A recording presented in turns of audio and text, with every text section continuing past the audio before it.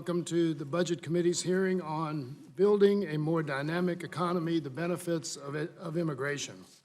June is Immigrant Heritage Month, so it is a great time to recognize and celebrate the cultural and economic contributions immigrants make to our country. I want to welcome our witnesses here with us today.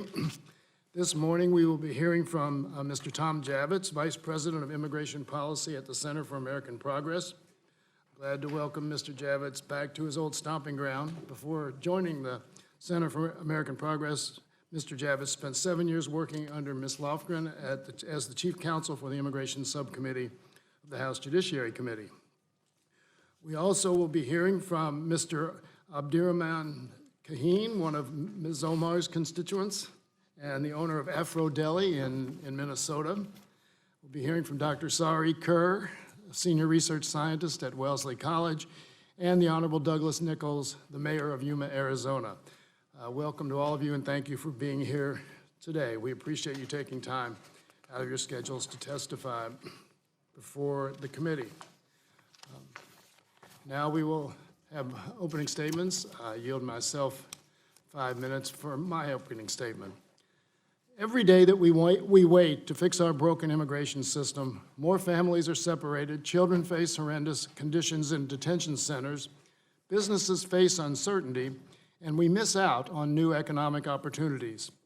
I spent most of 2013 as part of a bipartisan group of 8 House members, meeting privately every day for 7 months, working toward comprehensive immigration reform.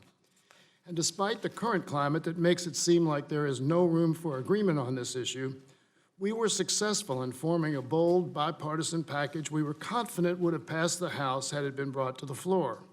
It was a true bipartisan compromise, one that would have kept families together, protected our borders, and provided pathways to citizenship. And it was shelved because of politics. By holding this hearing and pointing the spotlight on the economic benefits and opportunities of comprehensive immigration reform, it is my hope that the Budget Committee can restart the process, that we can establish some common ground and help set the stage for bipartisan compromise that my experience tells me Democrats and Republicans can find. We all share a desire and a responsibility to improve our economy and our budget outlook, and we have a great opportunity to do that through an immigration system that brings hardworking and creative people to our country. Without question, our economy needs it. The Congressional Budget Office released its long-term budget outlook yesterday, and it confirms some of what we already know. Working-age Americans will account for a smaller portion of our total population. The costs of stalwart programs like Medicare and Social Security are increasing as our elderly population grows and deficits continue to rise. One way to improve our economic outlook and strengthen our fiscal position is by passing reforms that recognize both the cultural and economic contributions of the people who seek to make a home here. Welcoming more immigrants to the United States would boost GDP, increase business dynamism, enhance our ability to compete globally, shrink our deficits, and improve our long-term fiscal outlook. It is also the only realistic solution for addressing the slow growth of our labor force and alleviating some of our demographic challenges that put even greater pressure on federal budgets.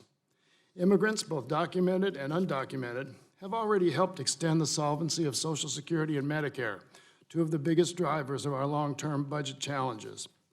Increasing immigration would continue to improve the financial outlook for these vital programs. And there's more. America would not have its reputation as a nation of innovation and entrepreneurship without immigration. That's not just my opinion.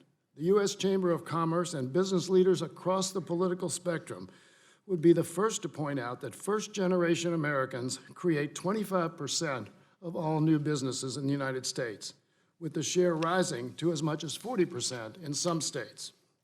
Almost half of the companies in the Fortune 500 and more than 1 in 4 small businesses in the U.S. were founded by immigrants. Many of these industry-shaping entrepreneurs immigrated to the U.S. as children or as students. So it is clearly an economic priority to make sure our current young immigrants and dreamers can remain here as important contributors to our society. It also happens to be the right thing to do. Aside from invigorating our economy, immigrants also strengthen our fiscal health. The CBO estimated that had Congress enacted the bipartisan legislation that the Senate passed in 2013, we could have boosted real GDP by more than 5% and reduced the deficit by nearly $900 billion by 2033. Today, immigrants and their descendants already contribute billions of dollars in much-needed revenue each year, putting far more into the system than they get back through social programs. The U.S. Department of Health and Human Services found that refugees strengthened federal, state, and local budgets over the last decade, bringing in $63 billion more in revenue than public services used, a finding the Trump administration tried to suppress. Comprehensive immigration reform is not optional. It's necessary and it's urgent. By failing to reflect our true national needs, current policies hurt our economy and prevent us from addressing some of our biggest fiscal challenges. And let's not lose sight of who wants us to enact reform legislation.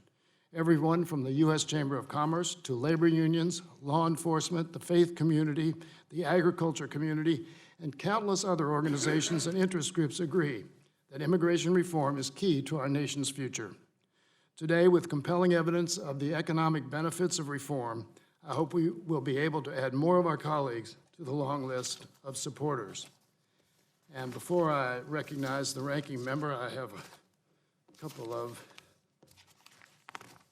unanimous consent requests. I ask unanimous consent to submit 4 reports from the Bipartisan Policy Center entitled Culprit or Scapegoat, Immigration's Effect on Employment and